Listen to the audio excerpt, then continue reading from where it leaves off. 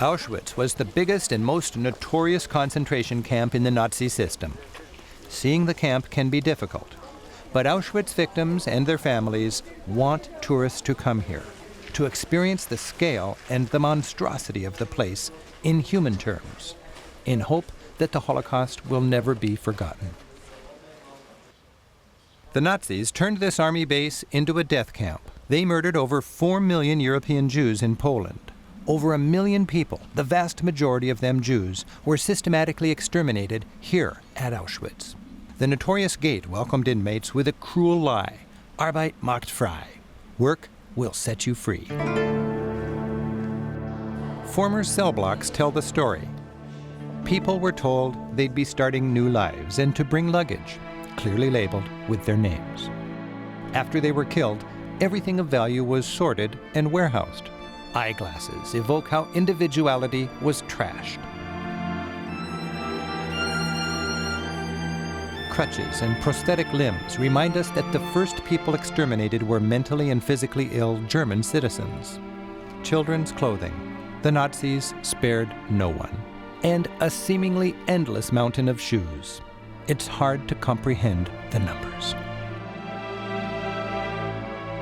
Halls are lined with photographs of victims, each marked with the dates of arrival and dates of death. Inmates rarely survived more than a couple of months. The crematorium is marked by its chimney. Up to 700 people at a time could be gassed, but it required 2 days to burn that many bodies here. The Nazis didn't like this inefficiency, so they built a far bigger camp 2 miles away. Auschwitz II, or Birkenau, was a vast factory of death holding 100,000 people. A few buildings survive. Train tracks led efficiently past the main building, into the camp, and to the dividing platform. A Nazi doctor stood here and evaluated each prisoner as they stepped off the train. If he pointed to the right, the prisoner marched unknowingly directly to the gas chamber. If he pointed to the left, the person was judged strong enough to work and would live a little longer. It was here that families from all over Europe were torn apart forever. Up to 1,000 were packed into each of these buildings. Each inmate had an ID number, a barrack number, and a bed number. 2 chimneys connected by a brick duct provided a little heat. The bricks are worn smooth by countless inmates who sat here to catch a little warmth in the middle of a bitter Polish winter. I can't imagine how cold they must have been, wet, hungry, and dressed in rags. The Germans bombed the sprawling gassing and cremation facilities as they retreated. The ruins stand as a memorial. The gas chambers where the mass killing was done were disguised as showers.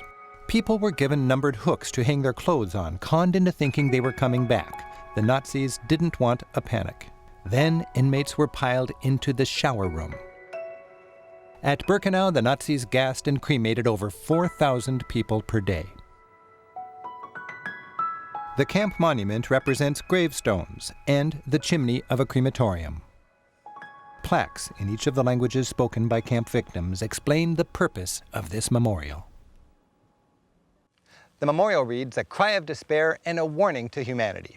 Since Liberation Day in 1945, millions have visited this place. Hopefully, they take away a determination to learn from the Holocaust and never let it be repeated.